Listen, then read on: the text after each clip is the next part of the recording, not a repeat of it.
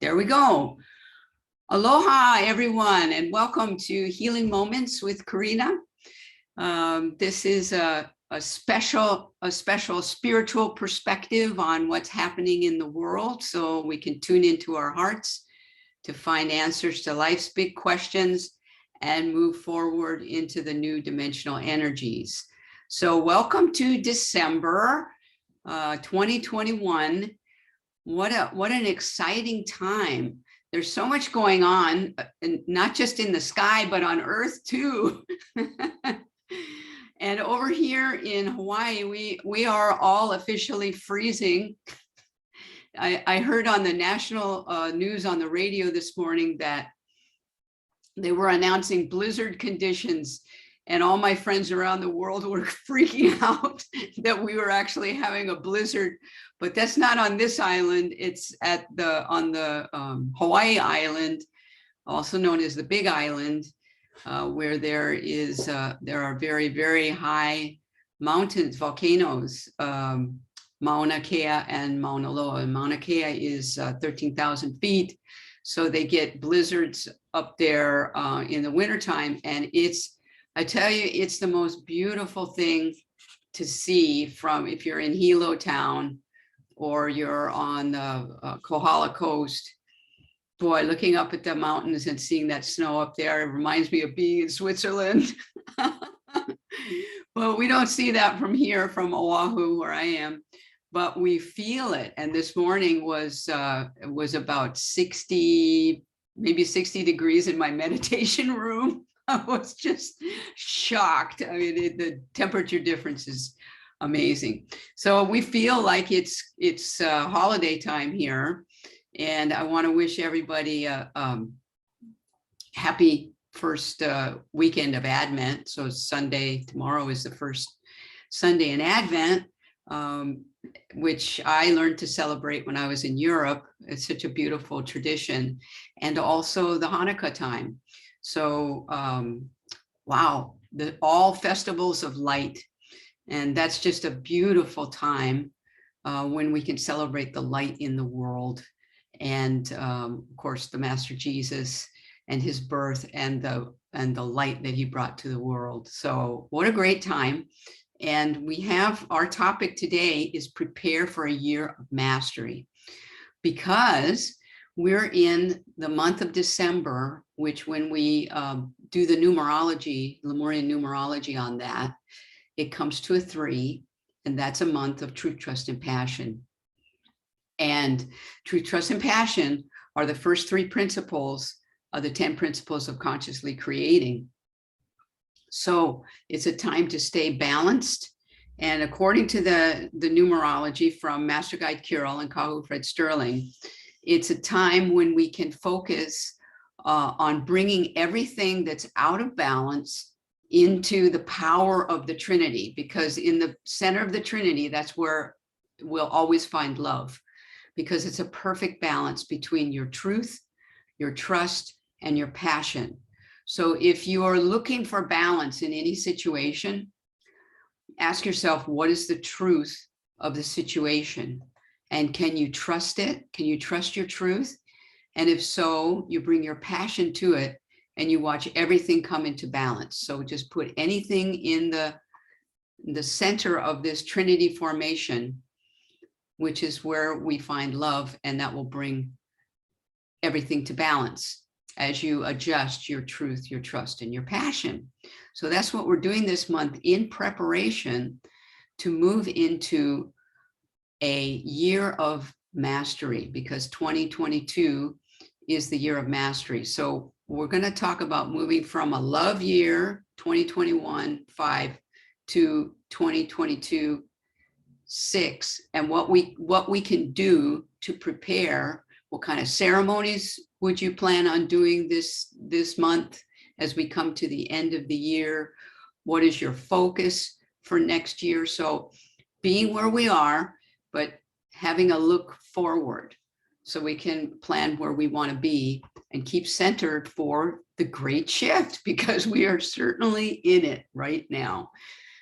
So in that light, let's just take a moment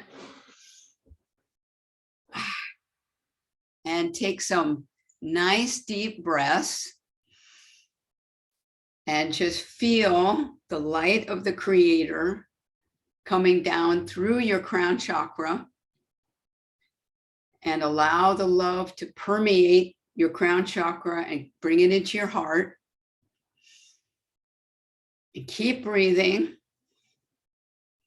And we'll take 5 deep breaths as I call upon the Creator, the Christ light, the Goddess weave of love, Master Guide Kiro, Master Imhotep, and all the beautiful energies of love, Master Jesus, and our guides and our angels and our higher selves, to bless this gathering of goddesses and all those who are joining us here and on the recording, to bring forth the love now for our Healing Moments program this day. And we pray that everything that is presented here today be in the highest of love and light, and we're in focus for everything that needs to be done to prepare for a year of mastery. And so it is in love. Amen. All right. I want to welcome Wendy to the gathering. Just gonna, everybody's muted right now, but I'm gonna, I want to tell you that anytime you have a question or you want to make a comment, please do. And you can raise your hand on your screen, and I'll see it, or you can type it into the chat, which I got going as well. And there's also Facebook Messenger is open too, if you prefer that. So good to see you, Wendy, and everybody. So we're talking about a year, coming into a year of mastery, because the year of love has been wonderful. It's been challenging, yes. But I feel like the world is moving forward.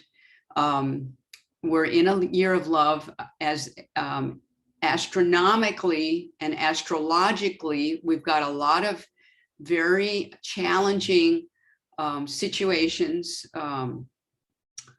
relationships with the larger planets, which is showing up in the political upheavals and here, like, for example, here locally,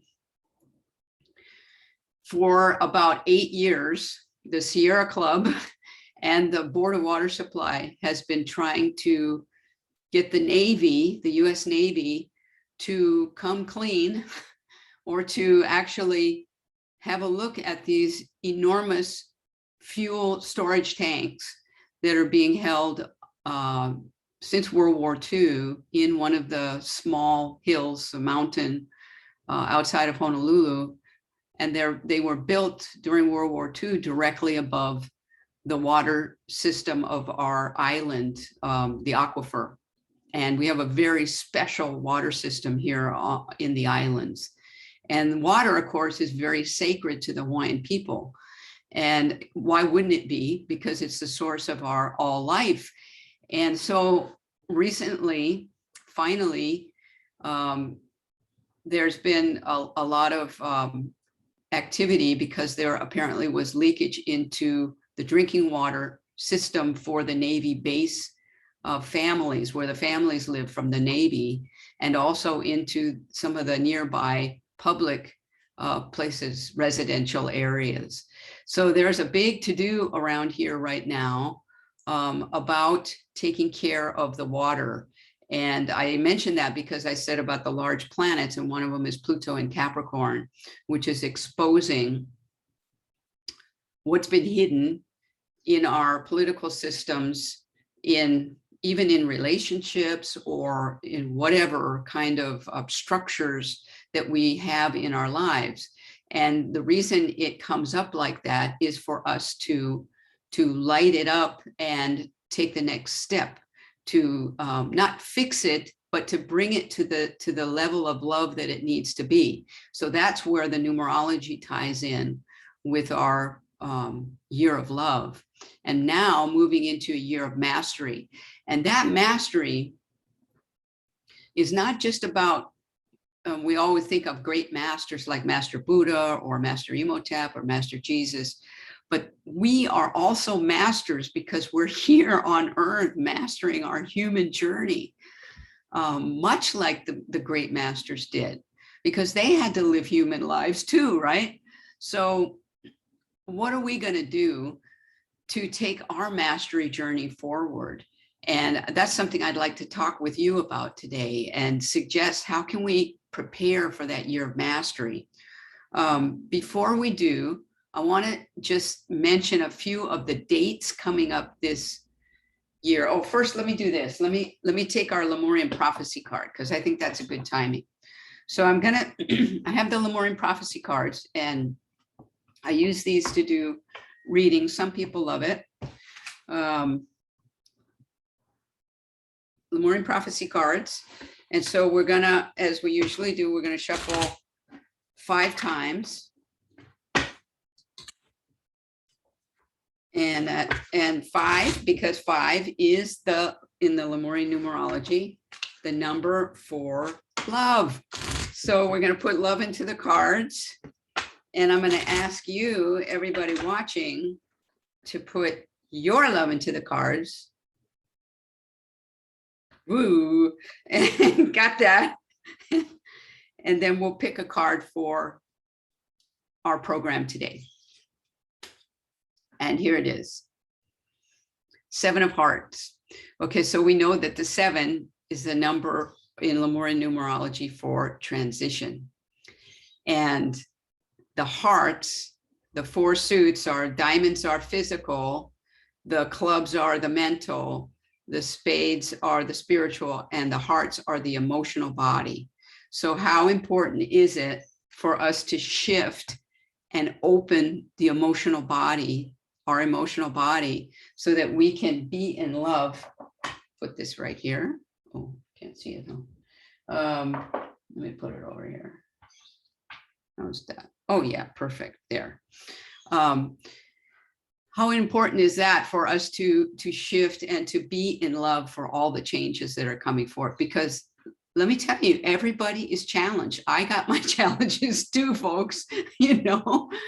And, you know, everybody, this great shift is a personal great shift. We want to put it out there, and yes, the earth is shifting, Mother Earth is shifting. However, we personally are here shifting as well. So I want to talk about some of the dates coming up this month. And one of them was just last night for us here at about 9:40 p.m. was the timing of the total full, the new moon total solar eclipse that was visible only over Antarctica. And that, I put a Facebook post about that, also in Instagram. But if you were meditating at that time, and that's the thing to do when it's, you know, it's an eclipse, especially a total eclipse, get into meditation and send your awareness or your light towards that place where it's in totality. So that's what I did last night. And it was really powerful. I don't know if anybody else it was doing that and experienced that, but what I could feel was light coming into our planet from the core of our galaxy. And that Master Kirill has talked about the central sun. And there is a, I think the Mayans called it Hunab Ku, and Mahina Ku will tell me what the Hawaiians call it. But there is a central sun that our galaxy rotates around. So it's a universal sun. And that's the energy that I felt coming into our planet, and it's creator source light. So folks, we're being supported in our journey with lots of love and light. And that was that closed the eclipse window that started last month with the total lunar eclipse that we could see here in the United States, well, especially in Hawaii. It was very visible. Then let me see what else we got going on here. I got this thing here, right here.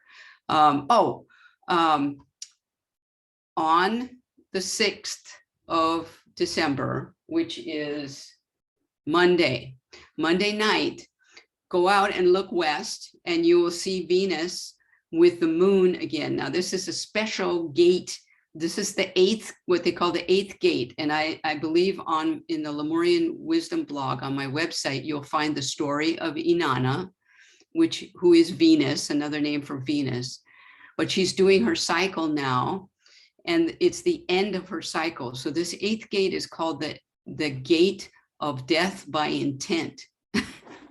So she's completing her cycle now, and you're going to see her go retrograde and go really rapidly into the western horizon. Night by night, Venus will be lower and lower and lower. Then she goes between the earth and the sun and comes up as a morning star. And we will have the rise of Venus in Capricorn in January. So it will begin a whole new 548-day cycle of Venus. So it's a particularly special time for the goddess light. And it's wonderful to do a ceremony at that time as well, at the time of the eighth gate. What do you want to release before you go into this year of mastery? And it can be thoughts, it can be feelings that you want to release. It can be, even clearing out your closet might be an interesting thing to do. So it's a time when we're seeing a lot of new energies. Also, our global healing meditation for Mother Earth is going to be on December 15th. And there's information about that on my website. So I hope you'll join us. And then we have various squares, which are 90 degrees, and oppositions, which are 180 degrees, of the planets, major planets like Mars, Jupiter, Saturn, Uranus. These are really highly impactful planets.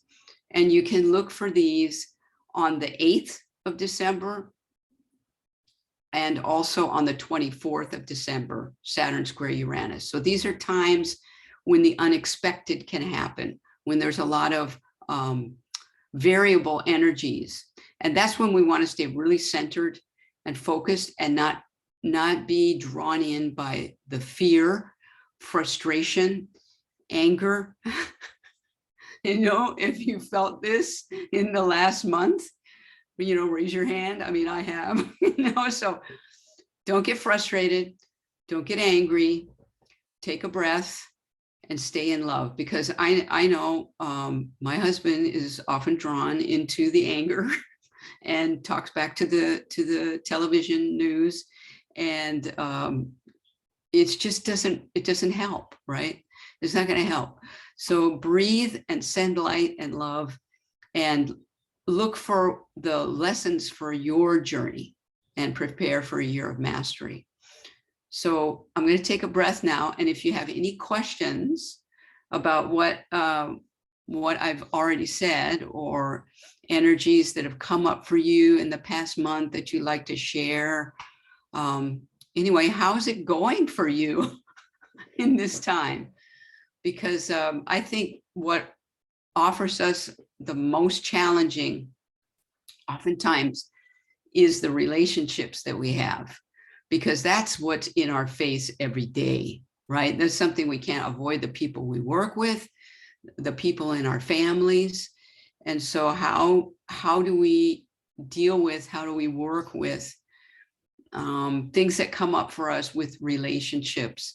And for me, that's the biggest part of mastery, is how do we master our relationships, and also our relationship with ourself. That's a big relationship too, right? So let's talk about that relationship, because I had a quote on my Facebook page, or maybe on my website as well. Oh, I know, it's at the beginning of the channeled article for this month, which is called Prepare for a Year of Mastery from Pele Kino Ahane. And this is in the Sedona Journal. Who do I have it here? The Sedona Journal predictions article, which is, oh, here it is. Here it is. There I am on the cover. Let me hold this like this. There it is. There, I'm somewhere on the cover over here, right there. Anyway, that article is there in the Sedona Journal, and thanks to the Sedona Journal very much for their love and support. But the quote is from a poet called Vironika Tugaleva. I hope I'm saying that right. But I saw this quote, and then I researched her and found her on YouTube. And she's a, what do they call those poets that are speaking poets? She's a slam poet, kind of like that, you know, speaking. And so she said, the most profound personal growth does not happen while reading a book or meditating on a mat. It happens in the throes of conflict, when you're angry, afraid, frustrated. It happens when you are doing the same thing and you suddenly realize you have a choice. What do you think about that? To me, that was really dramatic. And I thought, well, okay, you have a choice, but what are your choices?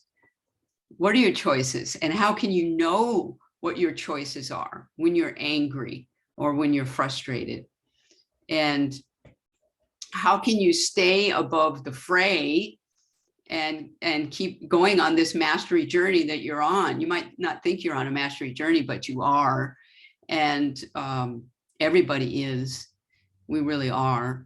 And we look at the great masters and we think, oh, wow, they're so special, you know, but they were human too, weren't they? So we all have something that we need to feel in our journeys that brings us to mastery. So the choices for me personally would be, okay, before I hit send on the email, right? Is that in love? Did I put that from my heart? Because I used to pop out emails pretty quickly. You know, 10, 15 years ago, I was pretty good at that, and thought, okay, I feel so much better because I just put my anger out there, you know, and you can't take it back once you send it out, right? So Master Guide Carol was very kind to guide me to read emails or letters, or even before I'm speaking, to breathe and read it again before I hit send. Read it again before I hit send. That's perfect. And then I'll read it and realize, okay, how is the person that's receiving this going to feel when they receive it? And, you know, what is it going to bring if I make them angry as well? So what you end up in is what they call a zero-sum game, right? Where everybody loses, and where we could all win because I stayed in love. So because I stayed in love and I didn't make somebody else feel bad just so I could feel better and tell somebody they were wrong because I was right, that doesn't help that person, and it doesn't help me either, because that person, whoever it is on their mastery journey, and they might be struggling. They might be, according to what I perceive, doing something that is really making me angry, making me frustrated. But I realized, and you know, over the years I've realized, Master Carol also guided me to this too, is they might be younger souls, and they might be not aware of their behavior yet, but they're gonna find out. They don't necessarily need me to point it out, but what I could do is stay in love, and they might realize it, and then we both win, right? So I don't know, what do you think about that? I'm looking at my chat is a little bit small here. Let's see. I want to make this bigger. Something's in the chat. I can't see. Oh, fabulous quote. Okay. I'm glad you like that quote. And I really like the Mahinaku. And I really do like that poet It's a little bit easier to read than when she speaks it, because she really brings it out rapid fire. She's somebody in her, she must be in her teens or 20s. And boy, I tell you, the young people these days are super, super aware, and they're bringing through such amazing spirituality. Let's put it that way. So that's what I feel from this quote. So, I mean, what are, I'm going to tell you, how do you master your journey? It's this book back here, the 10 principles of consciously creating, and the audio recordings and listening to that, getting the information from that, because that's the Lemurians' 10 principles. That's how they organize their whole society. So, I mean, I'm going to tell you, get into the 10 principles and see how they can help you in this mastery year. But how do you keep moving forward? What do you do when you, and you can put this in the chat. I'm going to try and close this part. There, I got the chat. Okay. Right. Oh, and now I see the Lemurian prophecy card. Thank you, Vironika. Okay. So what does mastery mean for you? For me, it also means the signature cell healing, of course, right? So I'm always doing the 5 breath self-healing meditation when I get into a difficult situation and I want to figure out what are my next steps? How is this about healing for me? And then finding the love in the lesson, kind of like how I've told you. But when we come up to this year of mastery, what are the things that you do to close out the year? Because it is a time when we've got to get ready to restart. I don't know if you think of it that way, but for me, the solstice, and that's another thing, a date I didn't tell you about, but the solstice is coming for us here in Hawaii on Tuesday, the 21st of December. And it's at 5:59 a.m. So how is that 5:59? And after that is 6, and that's the next year. So for many people around the world, the solstice in December is the new year. Because that is not some kind of phony date like January 1st that came when they reformed the calendar. It is according to the moon and the sun's movement around. So the solstice is really a restart point for me, and I do ceremony at the solstice, and you can do that by a simple ceremony like saying a prayer, lighting a candle, stating your intention of what you want to dedicate your next year to. So if you're also into the 10 principles of consciously creating, you can get your mastermind statements together. So I've told you before that every year at the end of December, I take the list of mastermind statements. And this last year, I had a long list of mastermind statements. I think I maybe try to focus it down a little bit more this year. But about mid-year, I review them. And, if I got it, I'll tick it off, but just sit down with yourself sometime when you can be alone for a period of time and write out your intention statements for next year. And, it can be as simple as, things that you want to learn, like maybe I want to learn how to do the hula this year, or I want to improve my singing, or, it can be anything. It can be, you're looking for a new car. I mean, it can be as mundane as those things, but it can also be your spiritual movement, like your relationships, like how do you want your relationship? How do you see your relationships as they are improved? So the key with the mastermind statements is their positive sentences. They're statements of how you would like it to be. And you release the limits on that and and let it be your mastermind statement that you're moving towards. And the 10 principles: truth, trust, passion, clarity, communication, completion, prayer, meditation, sleep state programming, and masterminding, weaving your mastermind statement through all of those will help you to achieve it. And sometimes you don't even have to work that hard on it. It just kind of comes because you have the clarity on what it is you want to create. So you don't want to have like a negative statement or something like that, but you want to put it in a positive light from your heart, and then create like a whole list of those things that you want for next year, for your year of mastery. How do you feel about that? And when it comes to December 31st, around midnight, that's when I take my statements and I do a little ceremony. And I go outside and I get a little bowl, a little burning bowl, and I put them in and I light them up. And a fire ceremony. And I burn the statements because that's the end of the year and it's a new year.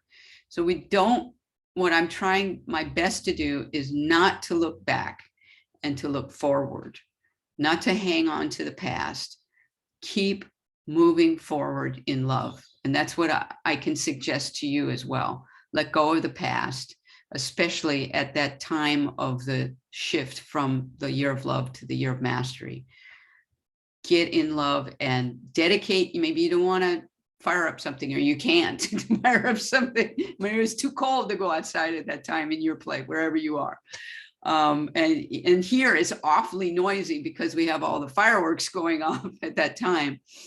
But you can do what you can to, rip up the old statements, tear them up in little pieces, and just say, that time is done. And that's when you dedicate your statements for 2022. And you hold them in love and read them out loud, get back to them, see how's it going. Oh, maybe that's not the right way of saying that, adjust. It's not like they're set in stone for a year. You can adjust those things. So Mahina Ku says, master in relationships, review the event and go into sleep state with my guides and ask the question, what does that event teach me and what is my next step? Okay, would you like to elaborate on this? Would you come on and elaborate on the event? I'm just not really clear on what you mean by the event. I mean, without identifying any details, but what is the event? Hello, everybody. This is me. At the time that I wrote the chat, I believe the discussion was, can you share what you do when you're brought into a situation that was maybe a little unexpected?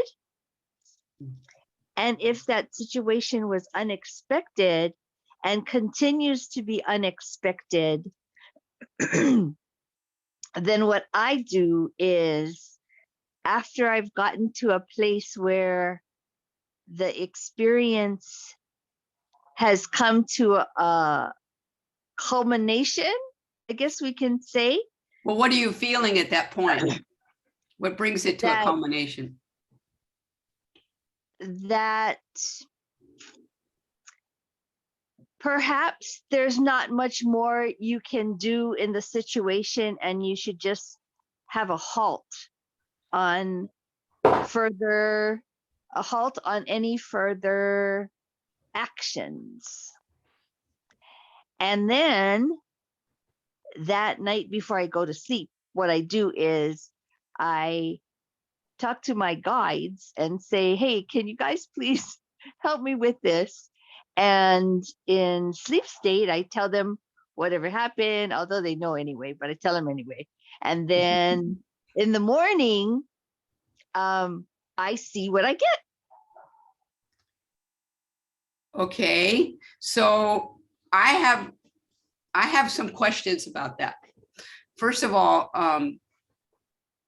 I think what I asked was, what were you feeling at the point where you decided to step back?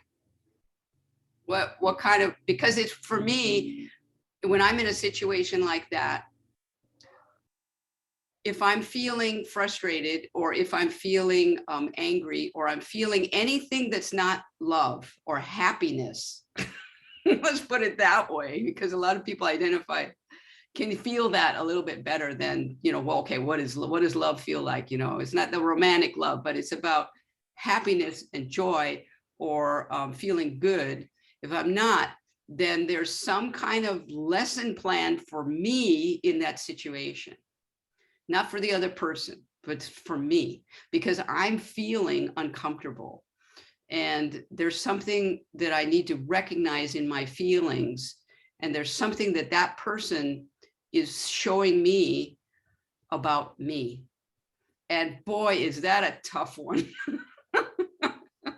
When I first got it, just briefly, when I first got into a goddess mastermind with the Silver Wings of Light, years and years ago, I was the enfant terrible in that group. I was the youngest one, or I am the youngest one, and I just couldn't understand why the people wouldn't just shift to my way of doing things, but they were all coming from their own goddess light. And I had to learn that everybody in that mastermind was a reflection for me. There was something they were showing me that I need to learn about me. And I thought, no, it can't be. I'm pretty perfect. I'm pretty perfect. Why should I change? And so, I mean, love can be held extremely strongly in a goddess mastermind. I mean, it's not like they got angry with me. It was just, they were just holding their love for me. And boy, do I appreciate that now. I love them from the depths of my heart for all they went through for me. And anyway, that's what I want to say, is that when you have that event, what I understand now to be the event is the event we want to identify with a feeling.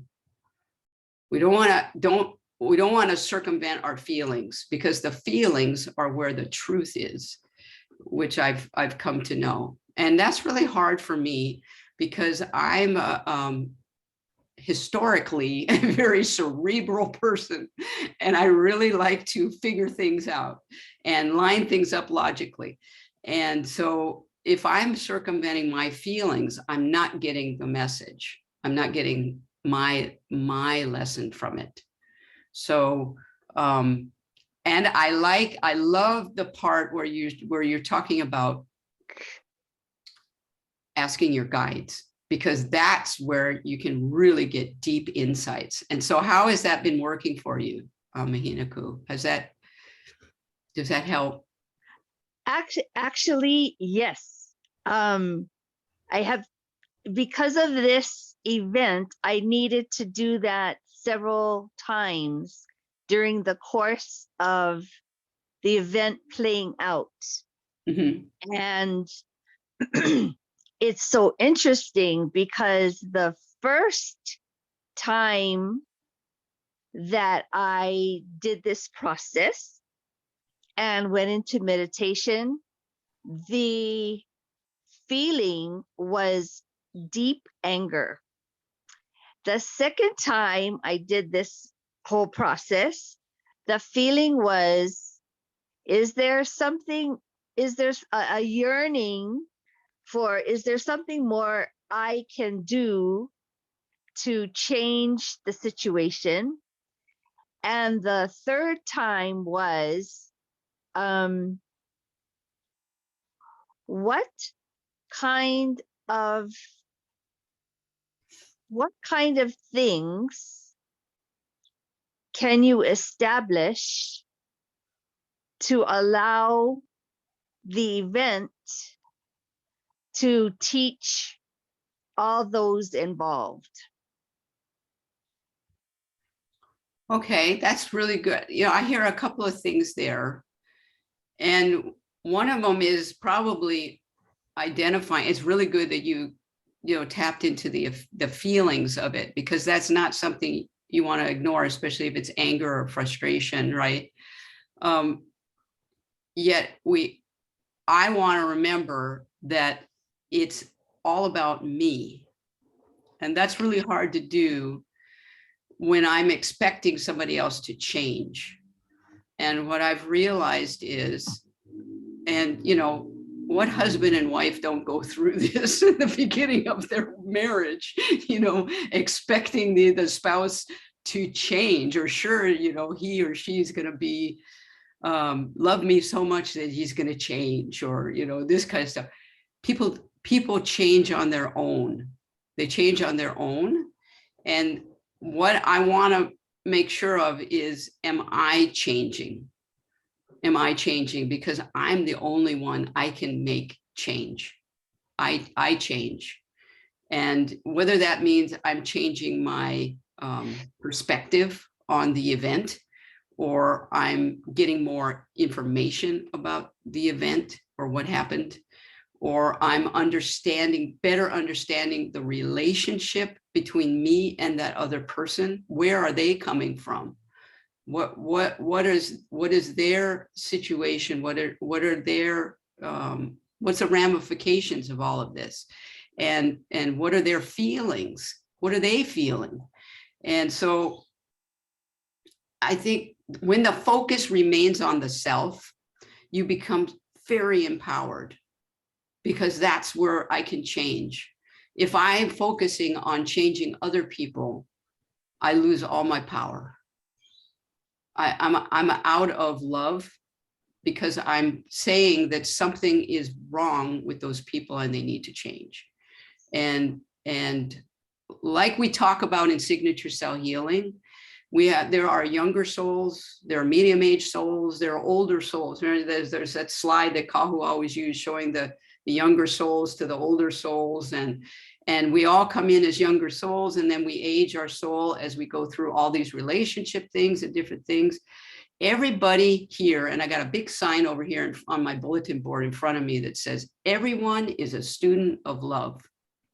I don't know where I heard that, but it really resonated with me, because people everywhere are aging their soul in some way. And I'm feeling now more and more that the more I can be the most loving person I can be, and do what I feel is in love, that will allow other people to see their own light. And whether they change or not, that's really up to them. And I don't know, does that speak to anything that you were saying? I won't stop going on and on. But how do you feel about that, Maldine, before I let you off the hook? I guess for me, I understood that initial anger to be, what could I have done to put clarity on the situation, to make sure that all that were involved were committed to being successful at the end. Mm-hmm. And the medium one, where I was in a place where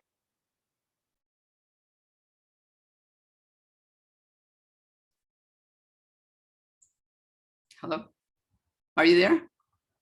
Oh, you just muted yourself. Hold on. I think you hit mute. Can't hear. Oh, I don't know what happened. Maybe she dropped off the call. Oh, now I'm curious. Everybody is, right? Are you there? oh, what happened? You muted yourself or something. Oh, I don't know what happened. No, it must be, I got a phone call coming in. Oh, okay. So it must have. You want to finish what you were saying? I The don't know what medium part. one. We heard the medium one. So there was the Oh, the big anger event, and then the medium frustration, I assume. well, I always think that you need to start with the feminine aspect of getting things done. And that feminine aspect is the B aspect. It's the aspect where you just seek information, you just seek guidance, you just seek inspiration. So that's the B part. And then the last time I did it, it was more on the action part, the do part. And that's a masculine in my interpretation. Doing is a masculine kind of action. And so then in that third part, then I started getting inspiration on the type of things that I could have done initially to maybe make a difference in the way this event came out. Well, I mean, how it's actually, I understand. That's an interesting perspective on the male and the female aspects. That's really, sounds very Lemurian, very Hawaiian aspect of Hina and Ku kind of thing, which is beautiful. However, I feel like going back to the past is probably not possible to change what was there. What I want to say, when you were speaking, what I was thinking was, there is something that Master Kiro taught us recently, and he asked us, what matters? Ask yourself what matters. And when he said that, there was a lot of things that went through my mind. And I want you to think about this too, all of you. I want you all to think about this. When you get in a situation where you're angry or you're upset, or you want to have, you're searching for balance, right? You're trying to accomplish something. What matters? And I have stepped back from so many things since he said that, because I really looked at it and I thought, how does that matter to me? How does that matter? And I had to ask myself, okay, that doesn't really matter. That doesn't really matter. And that actually doesn't matter either. And so I could be more reflective, let's put it that way. So in asking yourself now in this year of mastery, and this might be the key and a good, I'm going to talk to Sandra's point, but this is like one of the key points of this here program, is ask yourself what matters. What matters in your mastery journey? And that means it's not what matters to other people or matters to getting other people to do whatever or whatever. It's what matters to me, because that's going to be my reflection. And that's going to be, thank you for the hand, Wendy, because that's going to be what moves my journey forward. Because I don't want to be selfish here, folks, but it's about me aging my soul. I want to age my soul. I want to move forward on my evolutionary journey. And a lot of other people just might not that I know. And I've had to let many people go that I used to be friends with, and even family members, because they just weren't intent on aging their soul. They're just kind of spiraling, And we have to ask ourselves what matters. And that will save us a lot of frustration. And, work with that, folks, because I'm still working with it. Sometimes I think, oh my God, but it does matter. Doesn't it matter? Sure, it matters. If it matters, then, for example, like the fuel tanks at Red Hill, I'm going to put codes in there, like Master Kiro was talking to us on Wednesday about that. I'm gonna pray, I'm gonna meditate, I'm gonna use the 10 principles, and I'm gonna use sleep state programming, and I'm gonna light up whatever I can and pray for the outcome, for the highest outcome for everyone. If I get angry, then I can't be in that space. And, you know, it's a mastery journey, folks. We're moving through it. And it's a beautiful thing because, and like the lady said, the poet here, you know, what she said was the most profound personal growth comes in the throes of conflict. When you're angry, afraid, frustrated, and when you are doing the same thing, same old thing, and suddenly you realize you have a choice. To me, that was such a powerful quote. And that's when we pay attention, is when I get angry, I pay attention because I'm thinking, man, there's something for me here. I want to go to Sandra's entry. Thank you, Mahinaku. Thank you so much. Working on mastering my energy levels and healing from pain and causes of pain. These ongoing problems are starting to improve, yay, but maintaining control of the improvements is what I need to master.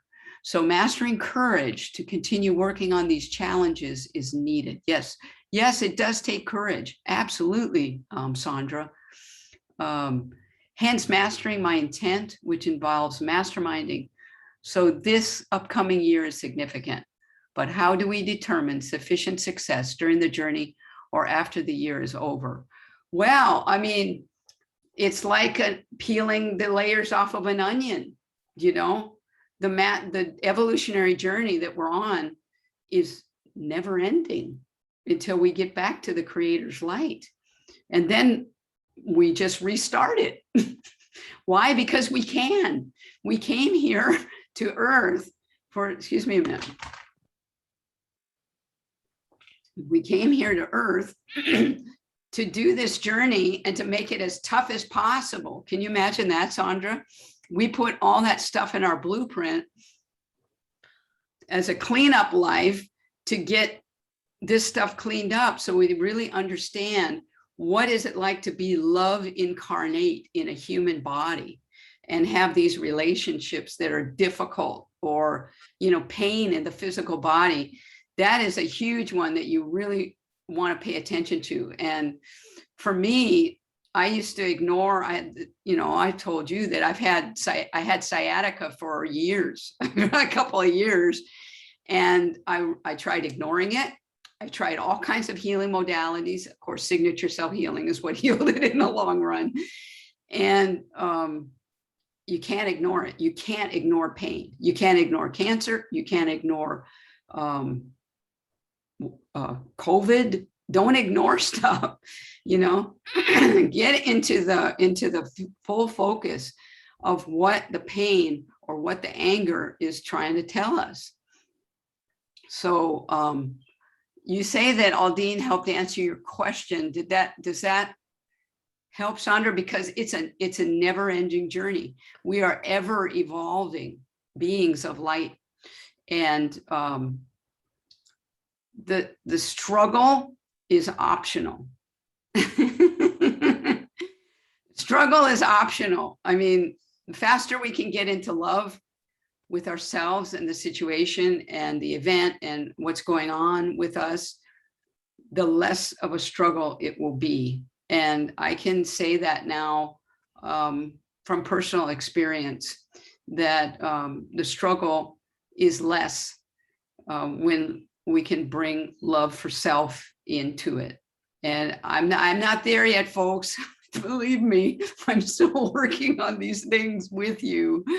But I recognize now how important it is to be in love.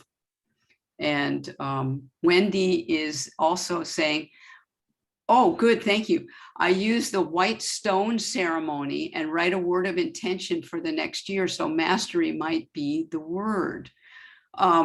Wendy, can you elaborate on the white stone ceremony? The white stone actually started at Unity Church, which is the church I go to. and give you a white stone that comes from Jerusalem, I believe. Wow. And so it's just looks like a domino, and you can write in pencil on it.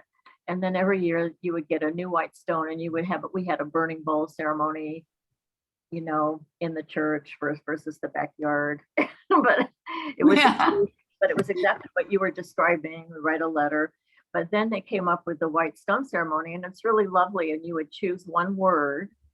So, for me, it would go to my God self and my goddess self and all of my higher selves, and look for what that was going to be my intention for the coming year. And you would write it on the stone. But with COVID, we weren't having that.